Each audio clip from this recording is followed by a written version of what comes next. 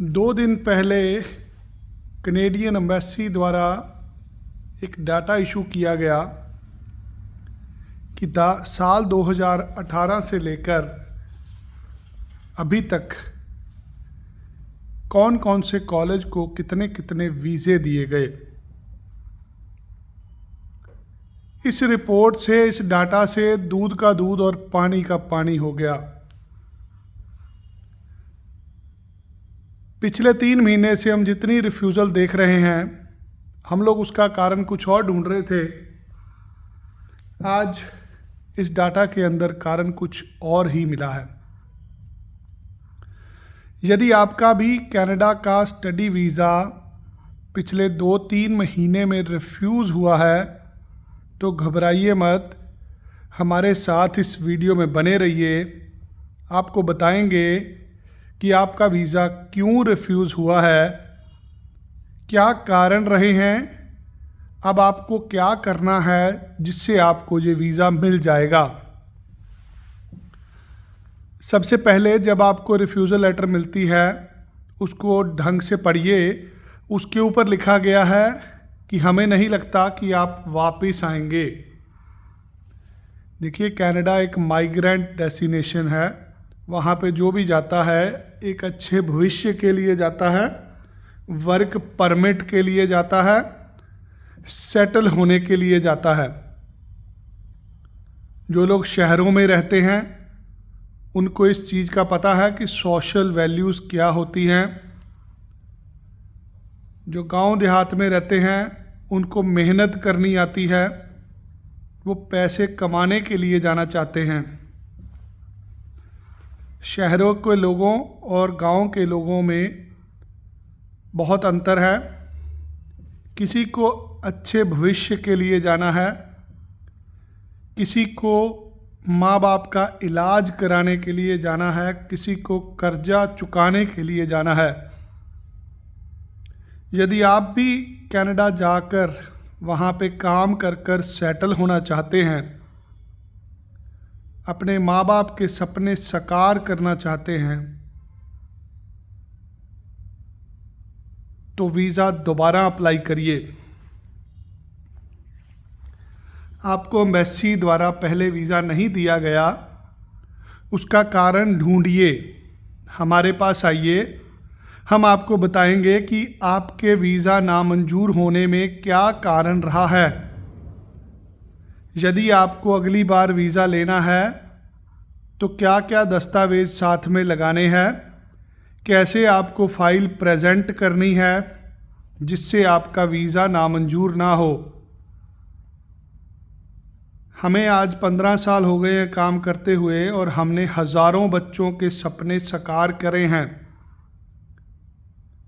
हम उस बच्चे को भेजते हैं जो हारा हुआ महसूस करता है, जो जा नहीं सकता। यदि आप पहली बार अप्लाई कर रहे हैं, आपको बहुत बधाइयाँ, आप कहीं से भी अप्लाई करिए। यदि आपका वीज़ा नामंजूर हो चुका है, आप हारे हुए, ठगे हुए महसूस कर रहे हैं, तो ज़रूर एक बार मिलिए। बीमार आदमी को दवाई की ज़रूरत होती है, आराम करने से बीमार आदमी ठीक नहीं होता। हम सबसे पहले आपकी बीमारी ढूंढेंगे कि आपकी फ़ाइल में क्या ऐसा दस्तावेज एम्बेसी का ऑफिसर ढूंढ रहा था, क्या सर्टिफिकेट उसको नहीं मिला, कौन सी इन्फॉर्मेशन वीज़ा ऑफिस को नहीं मिली जिसके कारण आपका वीज़ा नामंजूर कर दिया गया।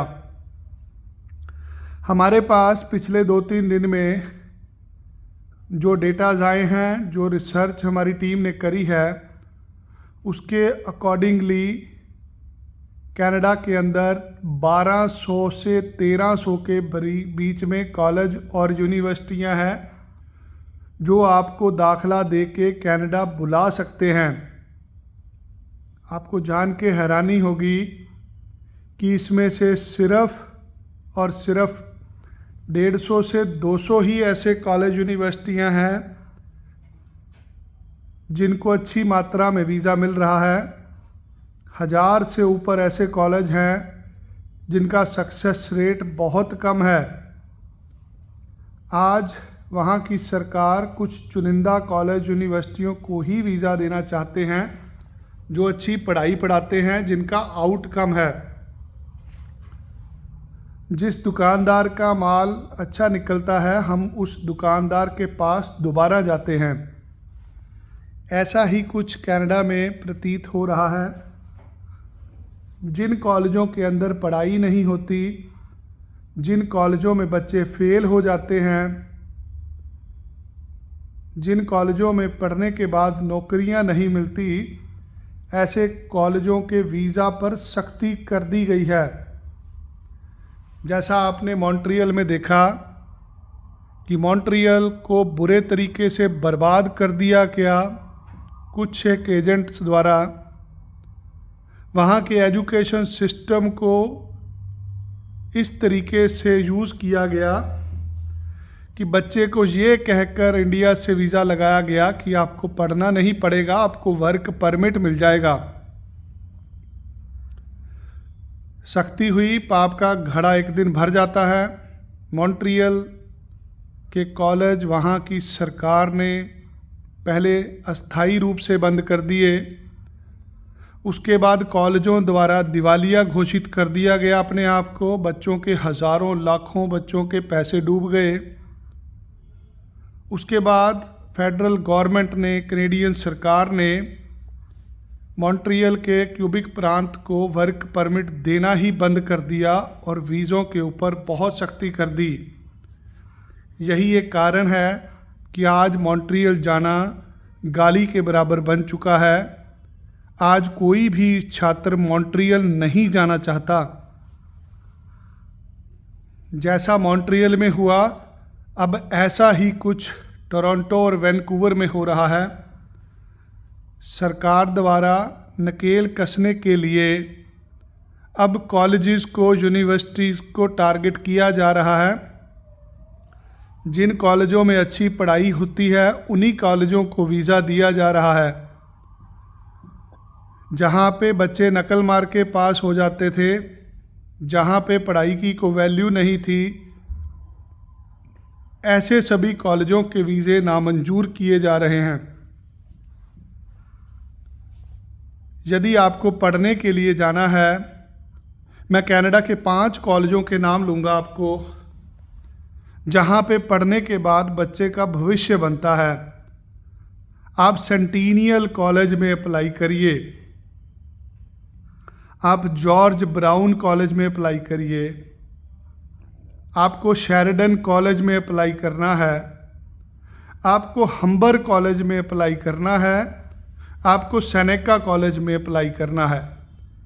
ये 5 ऐसे कॉलेज हैं जहाँ पे भारत से हर साल 10-10 हज़ार बच्चों को एक एक कॉलेज में वीज़ा मिल रहा है। अगर आपको यूनिवर्सिटी में जाना है, आपको यूनिवर्सिटी ऑफ टोरंटो में जाना है, यूनिवर्सिटी ऑफ ब्रिटिश कोलंबिया में जाना है, आपको मैकगिल मैकमास्टर यूनिवर्सिटी में अप्लाई करना है।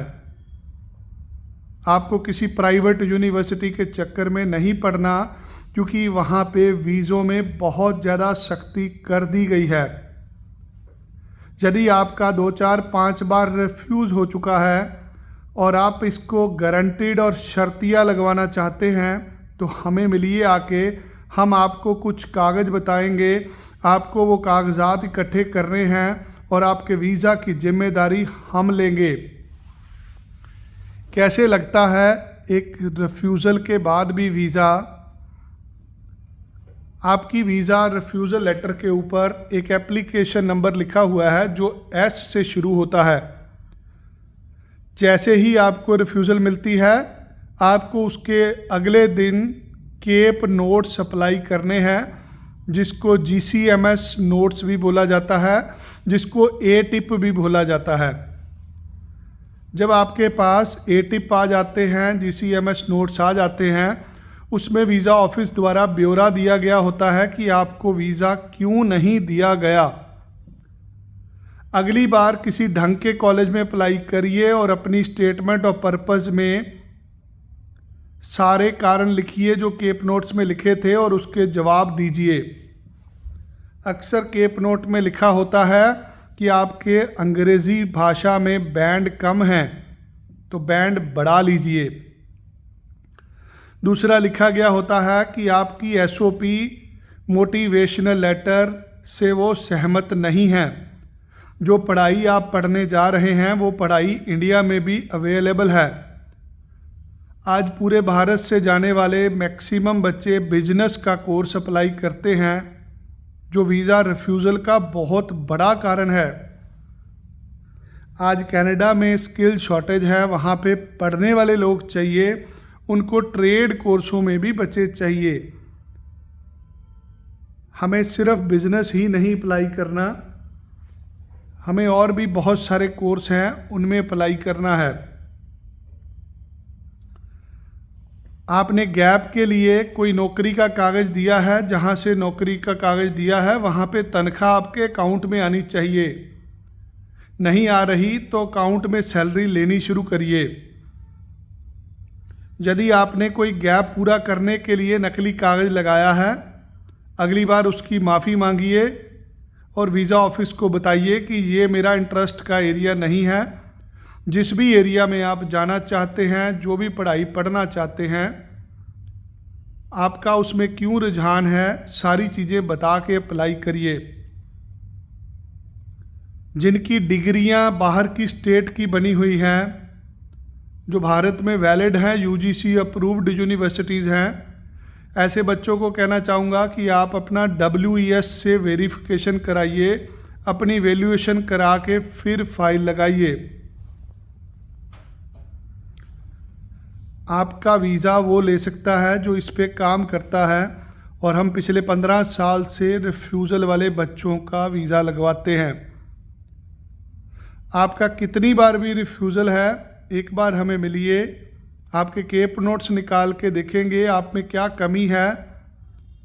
आपको किसी ढंग के अच्छे कॉलेज, अच्छी यूनिवर्सिटी में अप्लाई कराएंगे, जिससे आप वीज़ा तक पहुंच जाएंगे। चाहते हैं कि आपके माँ बाप का नाम भी रोशन हो, आप भी बुलंदियों को छुएं और आपके माँ बाप के सपने साकार हों, तो हौसला नहीं हारना आपने।